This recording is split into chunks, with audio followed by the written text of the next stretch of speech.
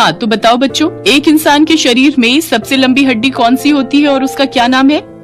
Kanika ma'am इस सरकारी school की बायोलॉजी टीचर है। उसने जो सवाल पूछा था, सारे बच्चे उसका जवाब याद करने में लग गए। तभी उनकी नजर क्लास में लास्ट बेंच पर बैठी एक बच्ची पर पड़ी जो अपना सिर खुजला रही थी और उसने काफी देर बाद आंसर बताने के लिए अपना हाथ उठाया। अरे वाह गरिमा, तुम्हें आंसर पता है? जी हाँ मैडम। तो बताओ फिर। मैडम जी, वो हमारे शरीर की जांघ की हड्डी सबसे लंबी होती है। अरे वाह, शाबाश। और उसे क्या कहते हैं? मैडम जी, उसे फीमर कहते हैं। वेरी गुड गरिमा। सारे बच्चे सोचते रह गए और तुमने सिर खुजलाकर एकदम सही जवाब दे दिया। कनिका मैम की बात सुनकर वहाँ मौजूद सारे बच्चे हंसने लगे और उनकी हंसी सुनकर गरिमा उदास हो गई। कनिका मैम को समझ ही नहीं आया कि उन्होंने ऐसा क्या कह दिया कि सारे बच्चे हंसने लगे और गरिमा मायूस हो गई। फिर अगले दिन, बच्चों आज का सवाल है कि एक स्वस्थ इंसान का दिल 1 मिनट में कितनी बार धड़कता है? बच्चे फिर से जवाब याद करने की कोशिश करने लगे कि तभी गरिमा ने सिर खुजलाते हुए हाथ खड़ा किया। अरे वाह गरिमा, फिर से शाबाश। बताओ उत्तर क्या है? मैडम 60 से लेकर 100 बार तक। वेरी गुड गरिमा, तुम्हारा दिमाग तो बहुत तेज दौड़ता है। कनिका मैम के मुंह से अपनी तारीफ सुनकर गरिमा बहुत खुश हुई, पर तभी किसी शरारती बच्चे ने कहा, हाँ इसका दिमाग बहुत तेज दौड़ता है क्योंकि इसके सिर में जुएं भी तो उतनी तेजी से दौड़ती हैं। उस बच्चे की बात सुनकर फिर से क्लास के सारे बच्चे हंसने लगे। अब की बार कनिका मैम ने भी ये बात सुन ली थी। उन्होंने उस शरारती बच्चे को बहुत डांट लगाई और फिर उन्होंने गरिमा की तरफ देखा जो लगातार रोई जा रही थी, तो उन्होंने जाकर उसे समझाकर चुप करा दिया। फिर कुछ दिन बाद स्कूल में परीक्षाएं हुई, लेकिन गरिमा जो क्लास में सारे सवालों के जवाब सही देती थी, वो 100 में सिर्फ 40 नंबर ही ला पाई। उसके नंबरों को देखकर कनिका मैम हैरान थी, तो उन्होंने गरिमा को अपने पास बुलाया। गरिमा, ये क्या है बच्चे? तुम्हें तो हर सवाल का जवाब पता होता था, फिर परीक्षा में क्या हुआ, इतने कम नंबर? सॉरी मैडम, आगे से ऐसा नहीं होगा। देखो तुम रो मत, मुझे बताओ क्या दिक्कत है? तुमने पढ़ाई नहीं की थी क्या?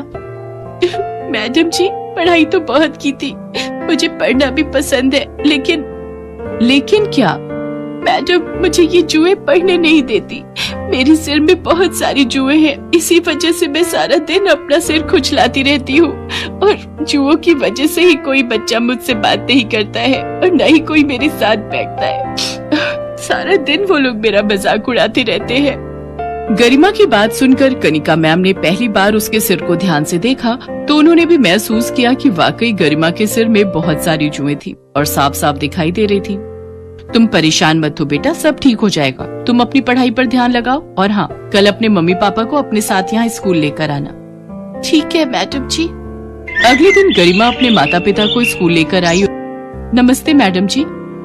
नमस्ते जी, मैंने आप दोनों को गरिमा के बारे में कुछ बात करने के लिए बुलाया है। देखिए, आपकी बेटी पढ़ने में बहुत होशियार है, लेकिन फिर भी उसकी सारी मेहनत बेकार हो जाती है। वो बस जैसे तैसे पास ही हो रही है।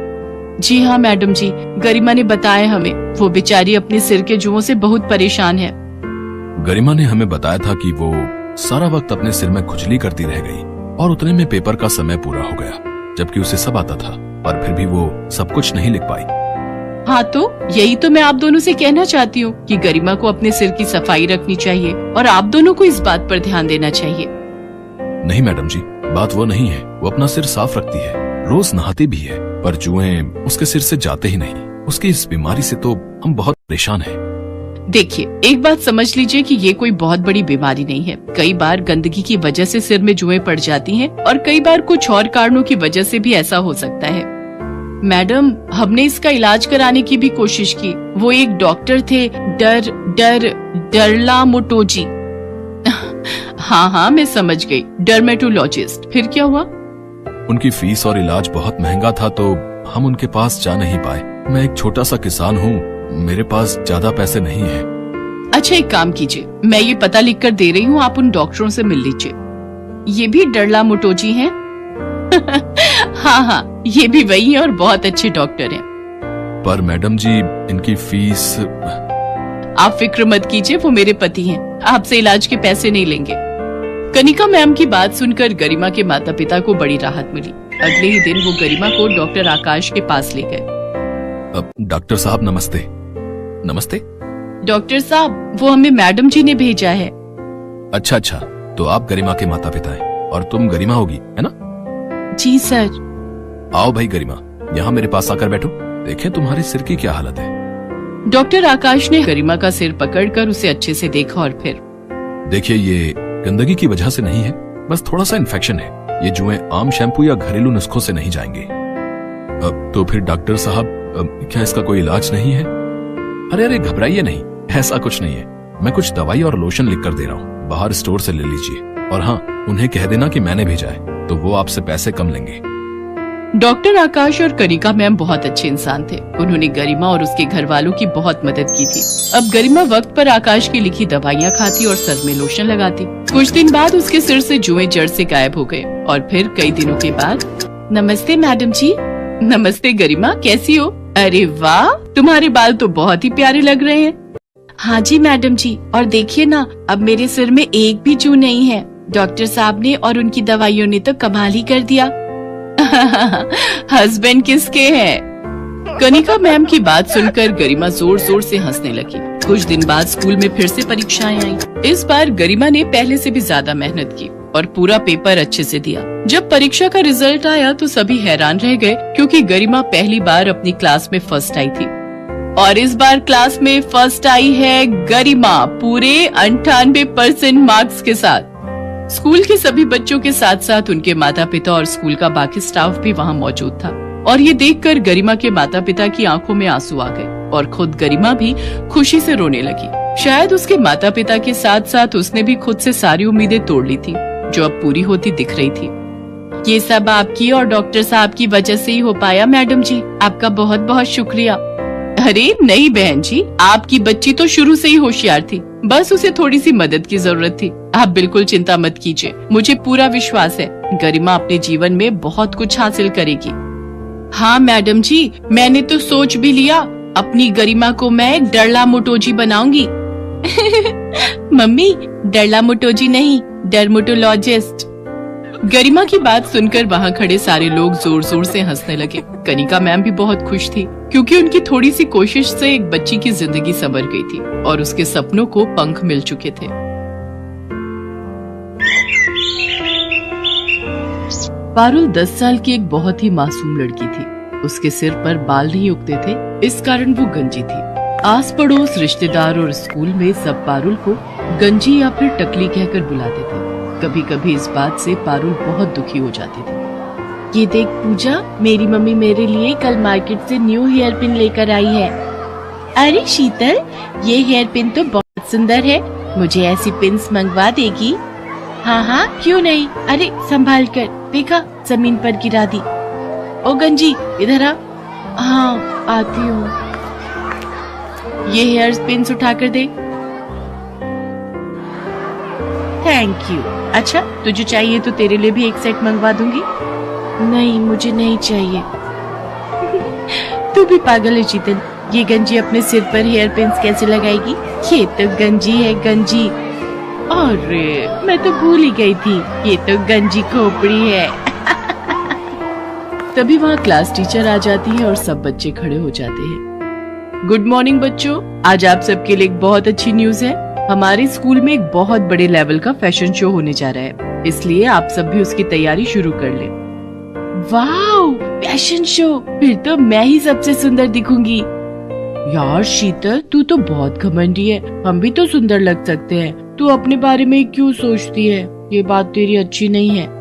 अरे नहीं नहीं, मेरा वो मतलब नहीं था, तुम सब भी सुंदर बन जाना। पर मैं एक रिच फैमिली से बिलोंग करती हूँ, तो मेरे मॉम डैड तो मेरे लिए महंगी ड्रेस खरीद ही देंगे। तेरे मम्मी पापा तो जॉब करते हैं ना, तो तेरे लिए इतनी महंगी ड्रेस नहीं खरीद पाएंगे। और मेरे तो बाल भी कितने लंबे और सुंदर हैं। मैं तो अपने बालों में पार्लर से कोई भी अच्छा सा स्टाइल बनवा सकती हूँ। तुम लोगों के बाल भी बहुत छोटे छोटे हैं, बिल्कुल उस गंजी पारुल की तरह। शीतल की बातों को सुनकर पूजा गुस्से में आ जाती है, पर वो उस वक्त उसे कुछ नहीं कहती।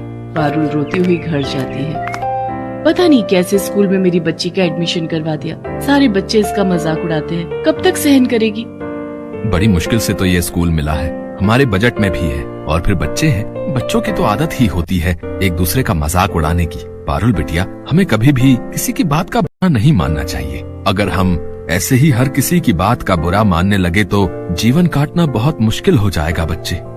अगले दिन पारुल स्कूल के लिए निकली, पर आज वो जिस रास्ते से जाती थी उस रास्ते से ना जाकर दूसरे रास्ते से स्कूल की तरफ चली जाती है। पर वो मन ही मन सोच में थी, पता नहीं स्कूल जाने का बिल्कुल भी मन नहीं हो रहा। मेरे साथ ऐसा क्यों हुआ? मेरे सिर पर बाल क्यों नहीं है? अगर मेरे सिर पर भी बाल होते तो मैं कितनी सुंदर लगती, फिर मेरा भी कोई मजाक नहीं उड़ाता। तभी पारुल को किसी के बुलाने की आवाज आती है। कोई बचाओ, मैं इस गड्ढे में गिर गई हूँ, मेरी मदद करो। अरे आप कौन हो? रुको मैं आपको बाहर निकालती हूँ। इन्हें बचाने के लिए तो मुझे रस्सी की जरूरत पड़ेगी। अब क्या करूँ? वो एक रस्सी पड़ी हुई दिखाई दे रही है। किसी तरह पारुल उस रस्सी की सहायता से एक औरत को गड्ढे से बाहर निकालती है। तुम्हारा बहुत बहुत शुक्रिया बहादुर लड़की, तुमने मुझे गड्ढे से निकालकर मेरी जान बचाई। कोई बात नहीं, आप मुसीबत में थी और मेरी मम्मी कहती है कि मुसीबत में हमें सबकी सहायता करनी चाहिए। पर आप इस गड्ढे में कैसे गिरी? मेरा नाम सोफिया है, मैं एक जादूगरनी हूँ। मैं कल रात जब अपने घर वापस जा रही थी तो रात के अंधेरे में मुझे ये गड्ढा दिखाई नहीं दिया और मैं इस गड्ढे में गिर गई। अगर आप जादूगरनी हो तो आप इस गड्ढे से बाहर क्यों नहीं आ सके? क्योंकि मेरा जादू सिर्फ दूसरों पर काम करता है, मैं अपने ऊपर अपने जादू का उपयोग नहीं कर सकती। तुमने मेरी सहायता की है, बताओ मैं तुम्हारी क्या मदद कर सकती हूँ? तुम्हें अगर मुझसे कुछ चाहिए तो मैं जादू से तुम्हें वो दे सकती हूँ। क्या आप जादू से कुछ भी दे सकती हो? हाँ बिल्कुल, तुम मुझसे जो भी मांगोगी और मेरे बस में होगा तो मैं अवश्य दूंगी। क्या आप मेरे सिर पर बाल उगा सकते हो? सब मुझे गंजी कहकर बहुत चिढ़ाते हैं। मेरे स्कूल में फैशन शो होने वाला है। शीतल रोने लगती है। सब बच्चे फैशन शो के लिए नीचे हॉल में पहुंच जाते हैं। शीतल क्लास में बिल्कुल अकेली बैठी थी, तभी पारुल वहां आ जाती है। उसे सारी बात पता चलती है। तुम चिंता मत करो, मैं अभी जादूगरनी आंटी को बुलाती हूँ, वो तुम्हारे बाल बिल्कुल ठीक कर देंगी। पारुल जादूगरनी को आवाज लगाती है और वो वहाँ आ जाती है। पारुल, शीतल ने तो हमेशा तुम्हारा मजाक उड़ाया है, फिर भी तुम इसकी मदद करना चाहती हो, पर इसके लिए एक शर्त है। अगर मैं शीतल के बाल ठीक करूंगी तो बदले में तुम्हें फिर से गंजा होना पड़ेगा। जादूगरनी आंटी कोई बात नहीं, आप मुझे फिर से गंजा कर दो, पर मेरी दोस्त के बाल ठीक कर दो। शीतल पारुल की सारी बातें सुन रही थी। इसका मतलब पारुल के बाल असली हैं? इसने विग नहीं पहना? मैंने पारुल से कितनी नफरत की, उसका कितना मजाक उड़ाया, पर ये मेरे लिए फिर से गंजी होने को तैयार है। सचमुच मैं कितनी बुरी हूँ। पारुल कितनी अच्छी है। जादूगरनी आंटी, आप ऐसा कुछ मत करना, आप पारुल को फिर से गंजा मत करो। मैं फैशन शो में हिस्सा नहीं लूंगी, आप मेरे बाल ऐसे ही रहने दो। चिंता मत करो शीतल, मैं तो पारुल की परीक्षा ले रही थी, मैं ऐसा कुछ नहीं करूंगी। मैं तुम्हें सीख देना चाहती थी, कभी भी किसी से ईर्ष्या मत करना। ईर्ष्या करना बुरी बात है। पारुल, तुम सचमुच बहुत संस्कारी बच्ची हो। तुम्हारे माता पिता ने तुम्हें बहुत अच्छे संस्कार दिए हैं, इसलिए मैं तुम्हारे कहने पर शीतल के बाल ठीक कर देती हूँ। जादूगरनी शीतल के बाल ठीक कर देती है। मुझे माफ कर दो पारुल, मैंने हमेशा तुम्हारा मजाक उड़ाया। मेरी अपनी दोस्त पूजा मेरे साथ गलत कर गई। मैं सबको बताऊंगी कि तुम बहुत अच्छी हो। पारुल, अब मैं चलती हूँ। अब मैं कुछ समय के लिए यहाँ से दूर जा रही हूँ, इसलिए मेरा तुमसे मिलना नहीं हो पाएगा। मैं जब भी वापस आऊंगी तो तुमसे जरूर मिलूंगी। पारुल और शीतल दोनों मिलकर फैशन शो में हिस्सा लेती हैं। शीतल सबको पारुल के बारे में बताती है। शीतल ने पूजा से बात करना बंद कर दिया था, क्योंकि पूजा ने जानबूझकर बहुत बड़ी गलती की थी। उस दिन से पारुल और शीतल दोनों अच्छी दोस्त बन जाते हैं। पारुल ने हमेशा दूसरों की मदद की, और जो दूसरों की मदद करता है हमेशा उसके साथ अच्छा ही होता है।